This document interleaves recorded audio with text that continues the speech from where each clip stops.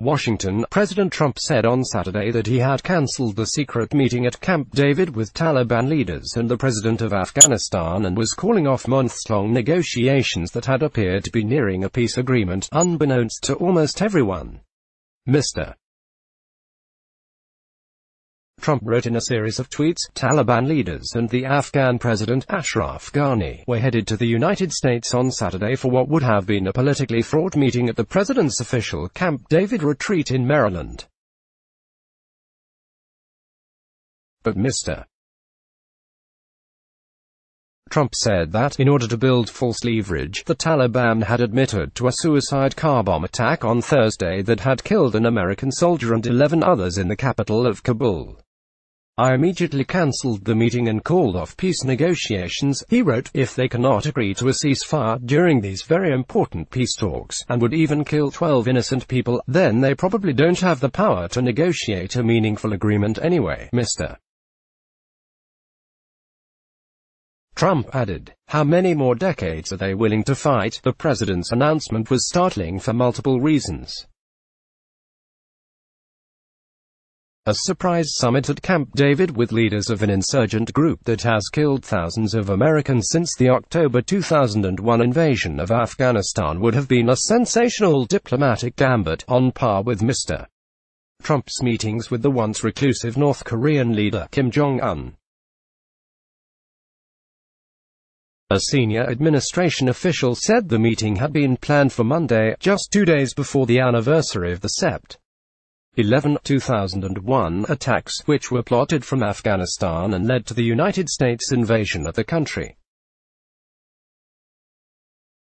Mr. Trump's statement also appears to scuttle, for now, his long-standing hope to deliver on a campaign promise to withdraw American troops from an 18-year conflict that he has called an aimless boondoggle.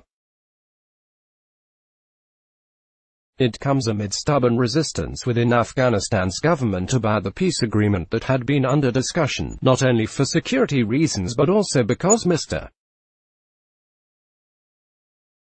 Ghani has been determined to preserve a planned Sept. 28 election, which he is favored to win. The Taliban have insisted on postponing the election before proceeding with negotiations with the Afghan government. Several people familiar with the diplomacy between the Trump administration and the Taliban puzzled over Mr. Trump's stated decision to cancel peace negotiations entirely in response to one American casualty, however tragic. The Taliban had not agreed to halt their attacks on Americans in advance of a formal agreement.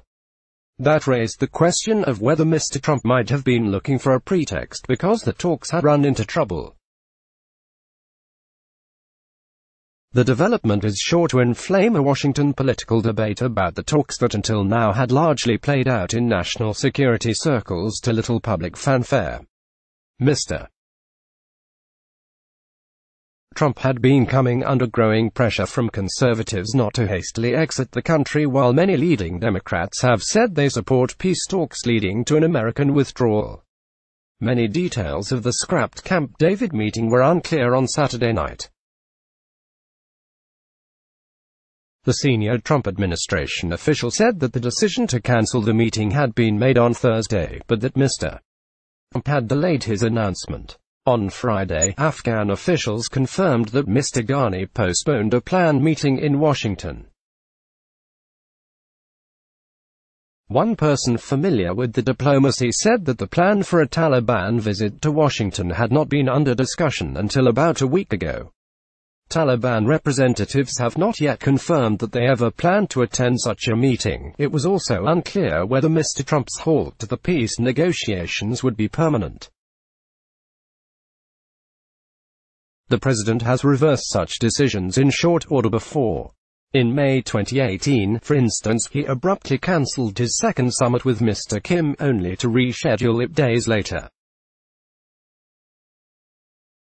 But several people familiar with the Afghan talks said on Saturday that it could be difficult to restart them.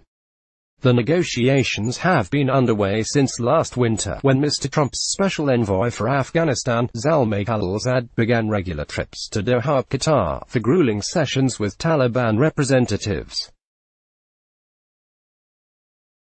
United States and foreign officials said that the talks had reached an advanced stage and, until Saturday night, that an agreement with the Pashtun insurgent group that once harbored the Qaeda mastermind Osama bin Laden was close at hand.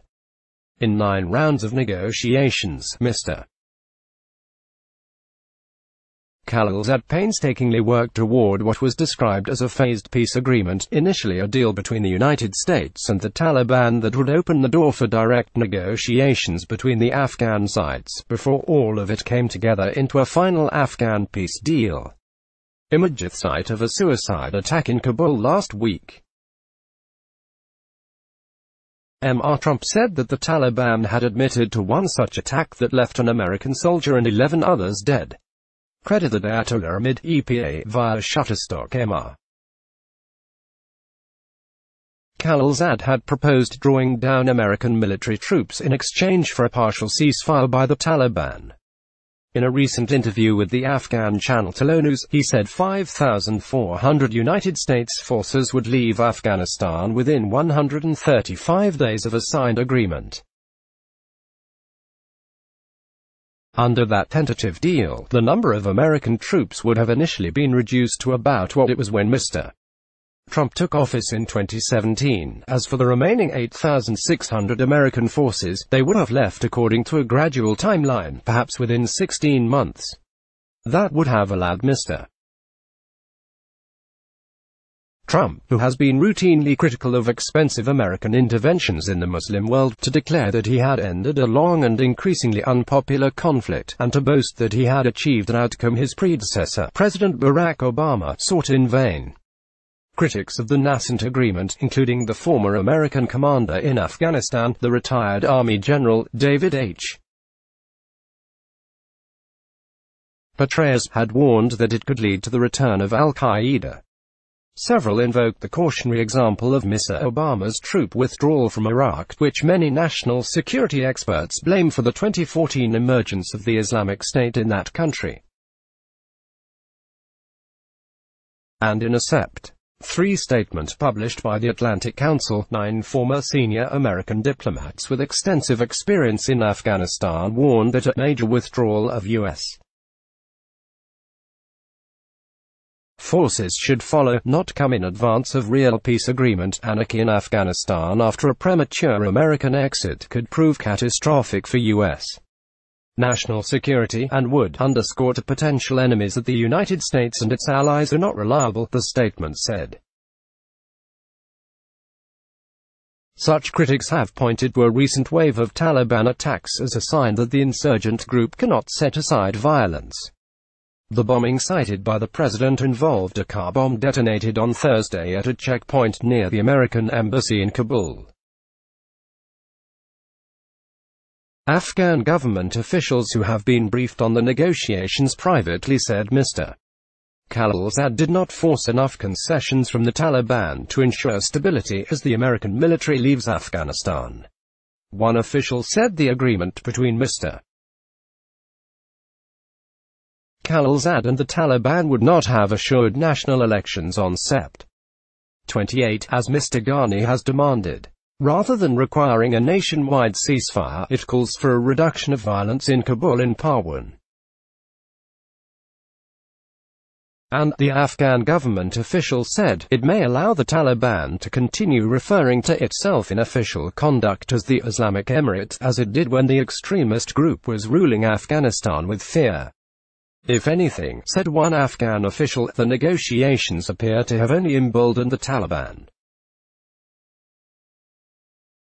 The official spoke on the condition of anonymity to more frankly discuss the closed-door briefings. Hours after the Thursday bombing in Kabul, Mr. Khalilzad and the top commander in Kabul arrived for a surprise meeting with the Taliban in Doha. They went straight into unexpected and unannounced talks that lasted into the early morning. It was unclear what they were negotiating when the special envoy had declared the agreement was final. In principle, officials at the time refused to confirm that it was related to the uptick in violence. One Western official said a deal had been nearly at hand but appeared to have been jeopardized by showmanship. Now it has created an environment where the Taliban, as well as a skeptical region that includes Iran and Russia, will conclude that no process with the Americans can be trusted, the official said. So what comes next in terms of strategic policy options? The two main ones seem to be either keeping the current troop footprint in Afghanistan for the foreseeable future, which Trump clearly doesn't want to do, or start to draw down anyway, but thus without getting any concessions for it, said Dan Feldman, who served as special representative for Afghanistan and Pakistan in the Obama administration. That seems like the worst possible result, withdrawing immediately and irresponsibly, leaving both a security and political vacuum. Let's block ads. Why?